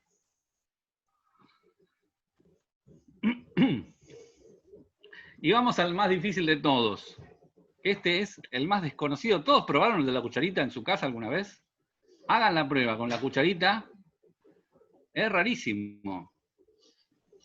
Es rarísimo, porque agua hay de un solo lado de la cuchara. Cuando uno acerca la cucharita al chorro de agua, la cucharita, pero uno la siente la presión, está atraída. El chorro de agua atrae la cucharita y queda pegada.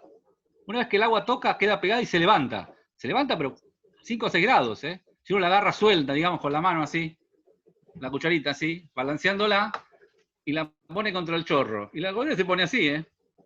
Y el agua pasa de un solo lado. Y el efecto son dos. Uno es que la cuchara se ve pegada. Y la otra es que el chorro sale para el otro lado. ¿Sí? ¿Y qué es lo que hace pegar la cucharita? Y una cosa sencilla, que no tiene que ver con las presiones, sino con el viejo principio, la tercera ley de Newton de acción y reacción.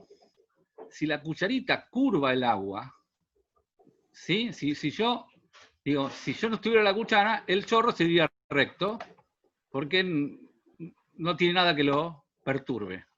La cucharita curva el agua, y para curvar esa agua hace falta que haya una fuerza igual y contraria, ¿sí? De la misma fuerza que haría curvar el agua. O sea, que la fuerza que ejerce la cucharita no es otra cosa que el agua desplazada por la velocidad. Es un tema de inercia. Es muy sencillo. ¿Y por qué se pega? ¿Por qué desvía el agua? Por un tema de fricción, por esta cosa que vimos de capa límite, otra vez. El agua es viscosa, se pega a la cucharita, se frena, la segunda capa es frenada por la primera y así sucesivamente hasta que el agua fluye libremente otra vez. ¿Sí? Este fenómeno de desvío es el efecto Coanda, que es un efecto relativamente moderno, ¿no? No es una cosa, no es de la época de Newton, ¿no? Es ni la época de Bernoulli. Es una cosa que se descubrió, que el señor Coanda creo que lo descubrió, Juan Coanda creo que era, ¿no? No es Juan, no es Juan. Lo descubrió a principios del siglo pasado, del siglo XX, una cosa por el estilo, que fue muy utilizado en muchas cosas, particularmente en los autos de Fórmula 1, para evitar las turbulencias y ayudar con los gases de los escapes. Vieron que el escape del formulario no sale de atrás, sale bastante más adelante y se desliza por la carrocería y después entra en turbulencia cuando el auto pasa. Pero el humo del escape sale pegado a la carrocería por la parte trasera, ¿sí? Y sigue pegado a la carrocería hasta que el auto pasó. Y la turbulencia del humo, del escape, es posterior al paso del auto. Bueno, pasá a la que sigue.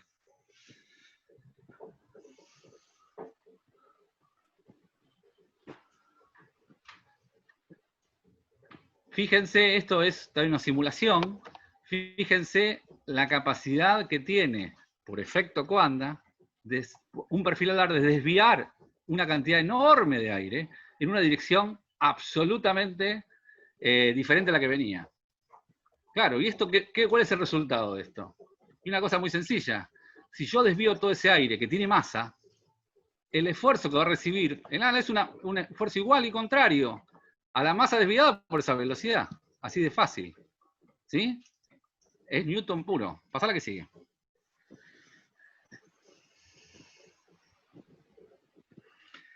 Ahí está hablando del Fórmula 1. Bueno, pero hay una cosa rara con esto y el desprendimiento, por ahí esto tenía que ser, que viene con el efecto Coanda, también, que a veces, por una cosa muy difícil de explicar, la superficie rugosa genera turbulencia, que no es que uno retrasa, pero lo que hace retrasar es el desprendimiento.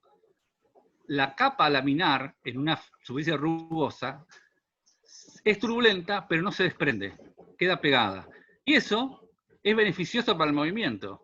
Entonces, lo que hace la pelotita de golf o la pelota de tenis con los pelitos es retrasar el desprendimiento. No es que no la frena, pero el desprendimiento finalmente es beneficioso, incluso con el aire con la capa turbulenta, ¿no? Es un poco la explicación, es esta en ese grafiquito. Pasá la que sigue, Edu. Bueno, y esta es la razón finalmente por qué un avión puede volar al revés. Porque si no, no podría volar al revés. ¿Sí? Tiene que ver estrictamente con la capacidad que tiene el avión de desviar el aire hacia abajo para generar una fuerza hacia arriba. Si el ala está desviando hacia abajo, el avión sube. Independientemente casi de la forma del perfil. Casi independientemente de la forma del perfil. Ahora estoy diciendo que podríamos tener un perfil diferente. No. Digo que uno de los problemas graves de moverse en el agua, en el aire, es evitar arrastre, ¿no? Es fricción. Entonces el perfil debe ser alar para evitar el arrastre y para evitar el desprendimiento. Pero la capacidad de desviar el aire, o del barco desviar el agua, y el aire, el quillote desviar el agua, o el timón, y las velas desviar el aire, es lo que permite que haya una fuerza enorme que permite avanzar el barco. Pero enorme, gigantesca. ¿Sí? Piensen que si fuera exclusivamente por la diferencia de presión, un perfil, o sea, si fuera por el principio de Bernoulli, que es absolutamente válido y cierto, nadie está discutiendo que Bernoulli no existe. Digo que el efecto de la diferencia de presión de Bernoulli es mucho menor. Es aparte una quinta o la sexta parte de la fuerza que genera tanto el quillote como las velas. ¿Sí? Piensen una cosa. La diferencia de presión es exclusivamente función de la distancia, por la velocidad, ¿no? La velocidad cambia según la distancia. ¿Cuánto más largo es un perfil a dar con 5% de flecha que una cuerda? 0,05% más largo. O sea que la diferencia de presión va a ser 0,05.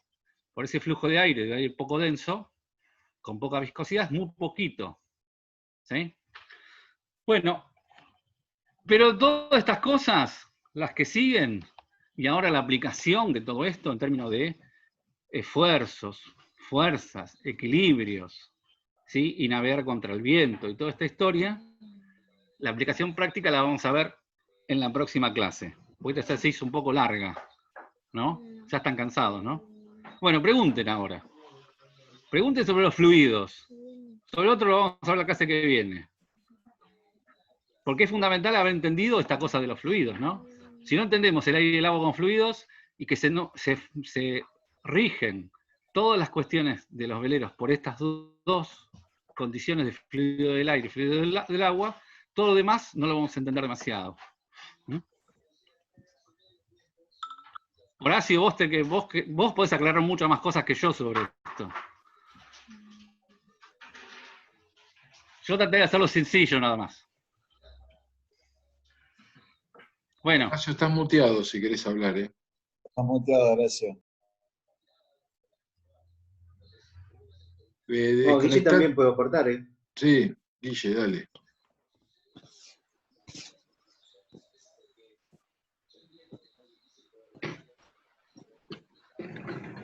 No, perdón, ¿qué estamos esperando? Tu opinión, me parece. No, lo mío es la hidráulica y de las bombas, pero lo que vos estuviste explicando, Cristian, es un nivel, es otra cosa, muy interesante.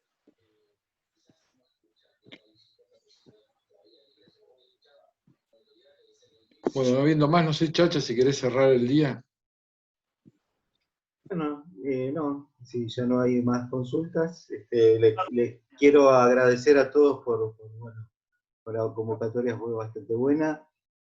Éramos 55 y mantuvimos 52, 53 participantes, o sea que, Cristian, quédate tranquilo que no se hizo tan pesado, pues ya que es un tema complicado y complejo, pero bueno, nos sirvió y aportó mucho para poder comprender después en las próximas clases el avance hacia donde lo vas orientando. Así que bueno, muchas Problemas gracias a por todos. internet. Sí, bueno, eso... Es gaje del oficio, es así, así exacto, funciona. así es. Bueno, Bueno, espero que... ¿preguntas? ¿No había más? Yo me perdí eso. Preguntaron todas cosas interesantes cuando yo no estaba. Sí, exactamente. Una preguntita, a una rápida. Dale, Pablo. Cuando hacemos el movimiento del barco de una banda hacia otra, para que avance más rápido, ¿no? Cuando no estamos navegando, usando el viento. ¿También tiene que ver con el impulso que nos da el flujo turbulento? No sé si se entiende. Sí se entiende, pero Cristian se quedó de vuelta sin... Lo perdimos. Bueno, después se lo pregunto. O no sabe la respuesta y se quedó quietito, no sabemos bien qué es. Bueno, sí, igual, mirá, si tenés alguna inquietud, Pablo, después manda un mail que seguramente Cristian te lo va a poder responder. ¿Sí? Se hizo un poco más largo porque la intención de lo que había dicho Cristian, el video que pasamos inicial es los videos que nosotros teníamos pensado enviar una semana antes, para que ustedes los puedan visualizar, ver, y después puedan ser tratados los temas en clase, cosa de que haya un poquito más de comprensión, y si hay alguna duda, el profesor se va a ocupar de ayudar a entenderlo. Así que bueno, ese fue el motivo por el cual nos extendimos. Así que bueno, cerrando, agradecemos nuevamente la participación de todos. En el correo de la semana van a estar recibiendo más información. No sé, Eduardo, ¿está previsto el tema del test después de esta clase? ¿O Sí, Ariel? sí, ya está previsto. Perfecto. Bien, ustedes van a recibir ahora vía mail un test donde a simple, sencillo, muy sencillo, para que puedan responder. Así que en el correo de la semana esperamos su devolución. Es simplemente para ver si hubo un poquito de comprensión del tema. Nos importa que en realidad participen y que se quiten todas las dudas que se presenten, estamos para responderlas. Así que bueno, gracias a todos nuevamente y nos vemos el próximo sábado. Gracias. Sí, señor, muchas gracias. Hasta luego. Bien, chao, chao. Chao, gracias, chao, chao. Gracias, Chao, Cristian. gracias, Horacio. Gracias, Saludos. Fabián. Muy amable. Buenas noches, gracias. Buenas noches. Buenas Chao, noches. buenas noches. Buenas noches. Ahí volví. Ahí volví para la despedida. Buenas noches, Cristian. Cristian, buenas noches, Cristian. Hasta luego. Buenas noches, Cristian. Cristian, gracias. Chao. Bueno, nos vemos la próxima. Una cosa, Chao, nada más. Cristian. Para la próxima está el video, ¿no? Miren Sí, el sí, video sí. que hablamos nada más que de eso. Ya hablamos de eso, ya hablamos. Ahora lo mandamos. Bueno, Chao, buenísimo. Cristian. Chao, gracias, muchachos. Listo. A todos. Y Pablo del CEL. Domingo para todos. Chao, Dani. Chao, hasta luego. Les cuesta irse, ¿eh? ¿Cómo les cuesta irse? La pasaron Bueno, bien. señal de que... Cris, quedó una pregunta colgada de Pablo del CEL para la próxima, que te la recuerdo el mismo sábado, ¿te parece? Sí, ahora Sí, pero ¿qué preguntó? Preguntó si